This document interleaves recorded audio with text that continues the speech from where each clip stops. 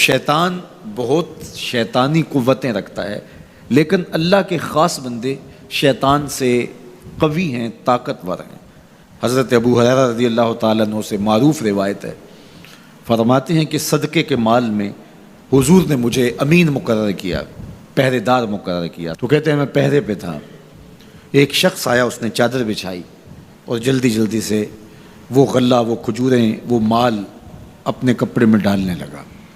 میں نے دوڑ کے اس کو پکڑ لیا، تو اس نے اپنا آپ مجھ سے چھڑانا چاہا، لیکن میرے ہاتھوں کی گرفت مضبوط تھی، وہ چھڑا نہ سکا۔ اس نے کہا کہ میں کثیر العیال ہوں، میرے چھوٹے چھوٹے بچے ہیں، تو بھوک نے مجھے چوری پہ مجبور کیا، میں کوئی پیشہ ور چور نہیں ہوں۔ کہتے ہیں مجھے ترس آ گیا، میں نے اس کو چھوڑ دیا۔ خیر رات گزر گئی، صبح ہوئی، حضور کی خدمت میں حاضر ہوا تو آقا کریم نے فرمایا کہ ما فعل اسیرک البارحہ، ابو ہریرہ رات والے چور کا کیا بنا؟ عرض کی حضور وہ بڑا مجبور شخص تھا کوئی، اور اس نے کہا کہ میں پیشہ ور چور تھوڑا ہوں، بچوں کی بھوک نے مجھے یہاں تک پہنچا دیا۔ تو حضور علیہ السلام نے فرمایا جھوٹا شخص ہے، اور سنو آج پھر آئے گا۔ کہتے اگلے دن تو میں طاق میں رہا، تو خیر وہ آیا اور اس نے چادر بچھائی اور غلہ اس چادر میں ڈالنے لگا۔ میں نے جا کے پکڑ لیا، تو اس نے کہا مجھے چھوڑ دے۔ میں نے کہا میں تو نہیں چھوڑوں گا۔ اس نے کہا کہ مجھے چھوڑ دے، منت سماجت کی اور بہت ترلے کیے، تو کہتے میرے دل میں پھر ترس آ گیا، میں نے پھر چھوڑ دیا۔ میں پھر حضور کی خدمت میں آیا تو حضور نے فرمایا ما فعل اسیرک البارحہ، رات والے چور کا کیا بنا؟ میں نے کہا حضور وہ آیا اور اس نے کہا میں کثیر العیال ہوں، مجھے پھر ترس آ گیا، میں نے چھوڑ دیا۔ فرمایا جھوٹا آدمی ہے، اور سنو آج پھر آئے گا۔ اللہ اکبر! جو ہو چکا وہ بھی حضور جانتے ہیں، جو ہونے والا ہے وہ بھی میرے حضور جانتے ہیں۔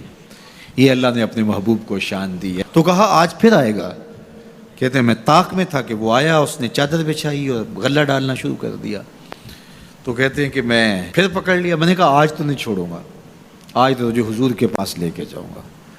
تو جب اس نے ترلے کیے، منتیں کی، میں نے کہا نہیں آج تو کوئی بات نہیں چلے گی۔ ایک دن ہو گیا، 2 دن ہو گیا، اب تیسرا دن ہے۔ اس نے کہا ابو ہریرہ میں تمہیں ایک بات بتاتا ہوں، اگر تمہیں اچھی لگے تو مجھے چھوڑ دو گے؟ کہا بتاؤ۔ کہا کہ جب رات سونے لگو تو آیت الکرسی پڑھ لیا کرو، فجر تک تمہارے پاس شیطان نہیں آئے گا۔ کہتے ہیں بات بڑی اچھی تھی، میں نے اسے چھوڑ دیا۔ حضور کی خدمت میں پہنچا تو پھر فرمایا وہ رات والے چور کا کیا بنا؟ میں نے کہا حضور اس نے مجھے یہ وظیفہ بتایا۔ حضور نے فرمایا بندہ تو جھوٹا ہی تھا لیکن بات سچی بتا گیا۔ اور پھر فرمانے لگے ابو ہریرہ جانتے ہو وہ 3 دن جو آتا رہا وہ کون تھا؟ میں نے کہا اللہ و رسولہ عالم۔ فرمایا وہ خود ہی تو شیطان تھا۔ 3 دن جو آتا رہا وہ خود ہی تو شیطان تھا۔ اب شیطان بڑا تگڑا ہے، لیکن ابو ہریرہ پکڑے تو چھڑا نہیں سکتا۔